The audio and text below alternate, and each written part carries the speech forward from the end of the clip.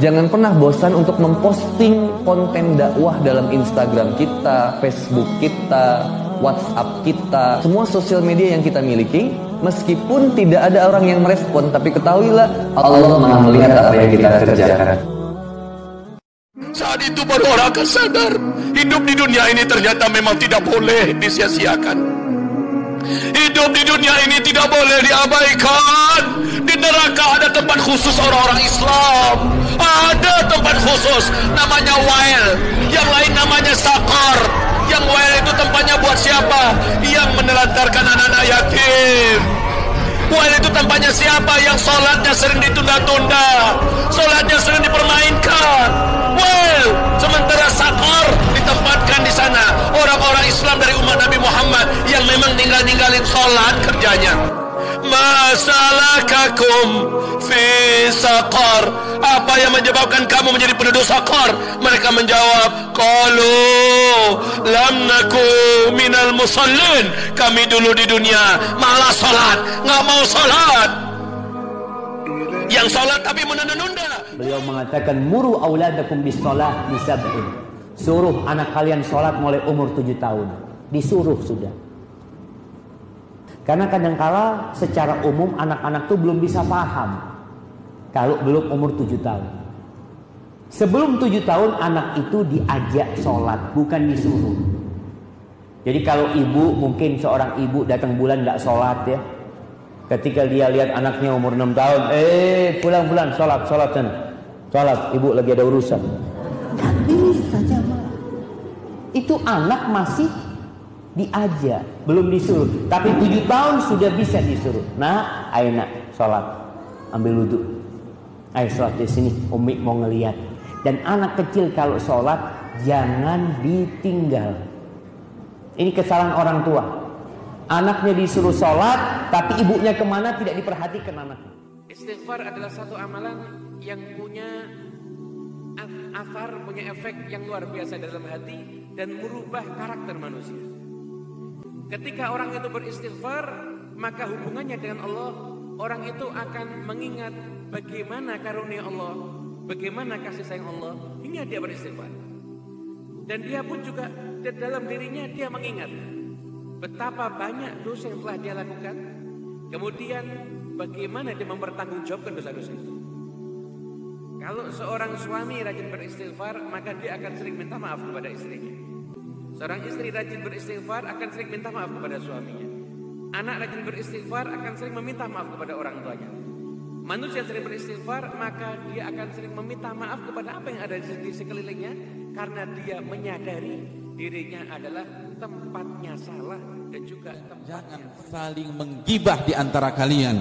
Menggibah, membicarakan aib orang, walaupun itu benar. Karena kalau itu tidak benar namanya fitnah, bukan gibah. Dan fitnah lebih parah daripada gibah.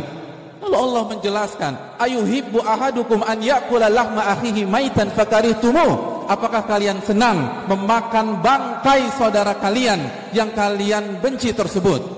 Hadirin yang dirahmati oleh Allah, pada saat kita menggibahi saudara kita, atau tetangga kita, atau teman kita, maka pada saat itu kita memakan bangkai saudara kita. Tahukah kita bahwa makan bangkai dalam ayat ini bukan analogi semata-mata. Dalam riwayat Abdullah bin Abbas, orang yang suka menggibah dihadirkan oleh Allah Subhanahu wa taala pada hari kiamat kelak. Lalu Allah suguhkan daging bangkai manusia untuk dia lahap dan dia habiskan pada saat itu. Duhai Allah, kami bermohon kepadamu, jika di Jumat ini ada satu di antara kami datang membawa lumuran dosa, maka mohon kepadamu ya Allah, sentuh hatinya ya Allah, sentuh jiwanya. Jangan sampai ia meninggalkan ya Allah masjid ini kecuali Engkau telah ampuni segala dosa-dosanya. Allahumma wala hamman illa farajtah. Jika ada yang datang ke Jumat ini membawa kegelisahan, maka mohon ya Allah, jangan biarkan ia meninggalkan masjid ini kecuali Engkau telah tenangkan keadaan jiwanya. Allahumma ya Allah wala asiran illa yasartah. Jika ada yang datang ke Jumat ini membawa kesulitan dalam hidupnya, di rumah tangganya, pekerjaannya, kehidupan sosialnya, maka mohon ya Allah, jangan biarkan ia meninggalkan Jumat ini kecuali Engkau telah mudahkan segala urusan kehidupannya. Duhai Allah, mohon robah keadaan kami, perbaiki keadaan kami ya Allah, pada keadaan yang lebih mendekatkan diri kami kepadamu. Jika di Jumat ini, di tempat ini, ada orang yang masih jauh darimu ya Allah, jauh dari menunaikan salat, abai dari Al-Quran, sering berbuat maksiat, maka mohon ya Allah, sentuh karena sebetulnya orang itu bahagianya itu ada di dalam hati. Dan ini kita bawa kemana-mana. Jadi nggak susah menemukan surga. Ada masalah, Allah lebih kuasa, makhluk tidak kuasa. Ada masalah, kita bilang Allah maha besar, masalah saya kecil dibandingkan Allah. Kita kan dipelihara Allah, terus ngapain kita khawatir? Kalau gitu nggak usah ikhtiar, Ustaz. Ikhtiar, tapi jangan libatkan hati. Ikhtiar itu pakai tangan, pakai kaki, pakai tenaga fisik. Hati nggak perlu berikhtiar. Hati itu bertawakal. Kalau hati kita ikut ikhtiar, berarti kita lebih percaya kepada makhluk daripada Allah. Nanti akan mentok, kalau udah mentok putus asa, itu penyebabnya. Gara-gara hatinya baper dengan ikhtiar. Sedangkan kalau hati kita nggak ikhtiar, dia cuma tawakal, jalan tertutup, dia masih bilang ala kulli syai'in qadir. Segala sesuatu Allah maha bisa, nggak mungkin nggak bisa. Makanya jangan ikhtiar pakai hati, ikhtiar pakai tenaga. Hati tawakal babnya. Sehingga tawakal itu amal hati, ikhtiar itu amal. Memiliki bodyguard. Mungkin banyak yang menjawab tidak, entah karena faktor ekonomi atau pertimbangan lain. Tahukah Anda betapa luasnya rahmat Allah sehingga kita semua berkesempatan untuk memiliki bodyguard yang tak kasat mata, namun mampu membuat gentar musuh abadi kita, yaitu syaitan. Rasulullah SAW bersabda, barang siapa yang ketika keluar rumah membaca Bismillahi tawakkaltu ala Allah wala hawla wala quwwata illa billah, maka malaikat akan berkata kepadanya, kamu telah diberi petunjuk, dicukupkan, dan dijaga dari keburukan. Maka setan pun tak bisa mendekatinya. Dan setan yang lain berkata kepada temannya, bagaimana mungkin kamu bisa mencelakakan seseorang yang telah diberi petunjuk, dicukupkan, dan dijaga oleh Allah Ta'ala. Semoga Allah berikan kemudahan bagi kita untuk senantiasa melafalkannya setiap keluar dari rumah, sehingga kita memiliki bodyguard untuk menahan segala tipu daya syaitan semenjak kaki. Karena anaklah kita orang tua, peras keringat banting tulang, pergi pagi pulang sore cari nafkah. Karena anaklah kita orang tua, kepala jadi kaki, kaki jadi kepala. Asal mereka bisa menikmati hari depan yang lebih baik dari yang kita nikmati sekarang ini. Tapi berapa banyak juga orang-orang tua yang tidak sadar akan amanah berupa anak ini. Mereka lalai, mereka bersikap masa bodoh, padahal tidak akan ada yang tidak dipertanggungjawabkan di hadapan Allah Subhanahu wa Ta'ala. Orang tua bisa mendapat pensiunan pahala kalau anaknya tumbuh menjadi anak yang soleh, tetapi orang tua pun bisa saja masuk neraka karena anaknya menjadi anak yang kurang ajar dan orang tuanya sama sekali tidak pernah memberikan pendidikan yang sebagaimana mestinya. Anda kaya itu tidak dilarang. Yang tidak boleh itu merasa lebih, merasa kaya dibandingkan dengan orang. Anda punya kedudukan, boleh. Justru dengan kedudukan itu bisa membuat kebijakan-kebijakan yang baik, punya dampak ibadah. Bisa, tak, Bu. Tapi yang salah, merasa lebih dengan kedudukannya sehingga berbuat zalim, sombong, bisa terjadi. Punya ilmu boleh, yang salah itu merasa lebih dengan ilmunya, yang lain kecil semua. Ini yang jadi bahaya. Kan saya sering ibaratkan ya, orang sombong itu seperti orang yang naik ke puncak yang tinggi. Dia sendirian naik, kemudian dia melihat ke bawah, orang kelihatannya kecil semuanya itu. Dia lupa bahwa orang di bawah pun melihat dia juga kecil di atas. Dunia ini sangat-sangat hina, sangat hina kalau tidak digunakan untuk mazra'ah di akhirat. Dunia hina dan sangat hina kalau tidak dipakai untuk menjalankan ibadah, itu hina. Tapi kalau dunia ini dipakai untuk ibadah, oh insya Allah tidak ada hina. Surga sebelum surga. Makanya dikatakan baiti jannati, rumahku adalah surgaku, duniaku adalah surgaku. Maksudnya bukan yang dimiliki harta yang sekian banyak, bukan yang dimiliki pangkat yang begitu tinggi, bukan yang dimiliki segala sesuatu apa yang mereka inginkan. Tidak, urusan dunia. Yang didapatkan semua dikembalikan ke Allah. Jadi bukan orang tidak boleh mencari dunia, boleh kerja. Adik-adik, dapat cowok yang baik, perhatikan sholat. Mau dapat istri yang baik, perhatikan sholatnya. Ibu-ibu mau dapat mantu yang baik, perhatikan sholatnya. Jangan tanya orang siapa dia, nanti dia pencitraan. Gimana caranya? Ajak dia, Dek, kau datangnya, jangan bilang sholat maghrib. Takut dia banyak alasannya.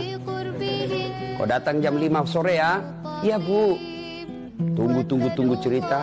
Masuk maghrib. Dek, kau asan ya? Sudah asan. Sekalian jadi imam. Nah, mulai dia keringat dingin.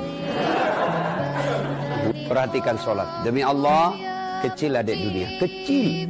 Apa yang mustahil di sisi Allah? Orang bilang tidak masuk akal. Gimana caranya orang miskin mau pergi haji?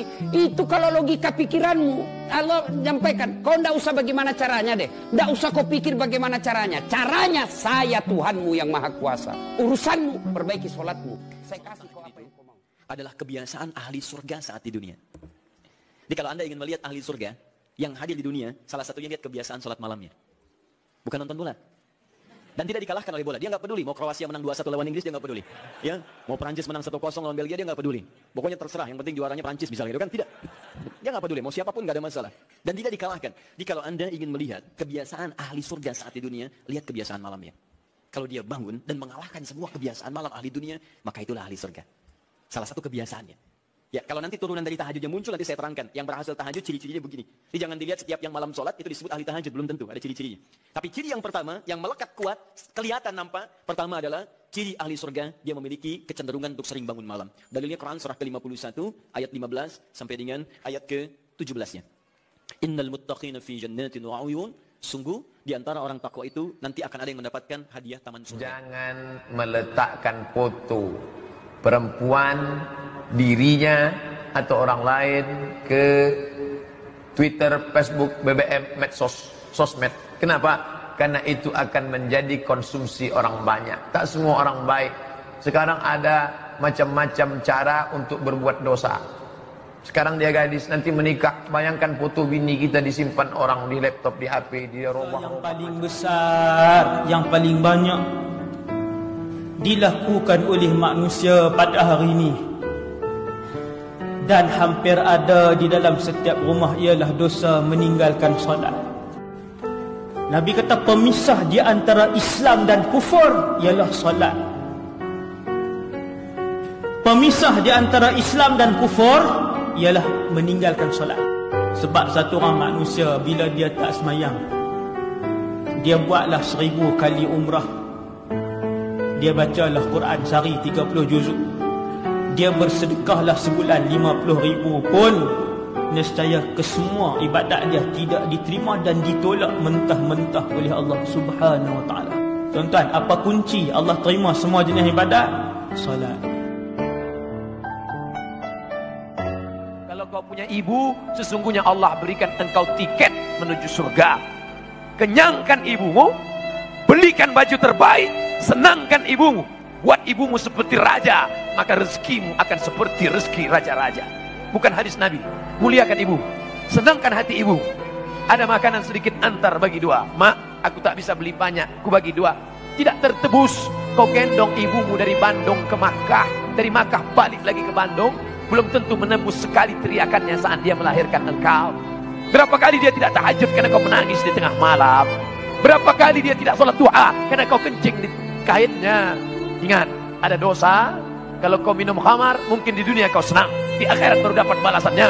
Kalau kau berzina, mungkin di dunia kau senang, nanti balasannya. Tapi ada dosa, kalau kau lakukan, di dunia kau dapat, di akhirat kau dapat juga. Apa dia? Durhaka kepada orang tua. Jangan sampai durhaka. Kau jaga ibumu.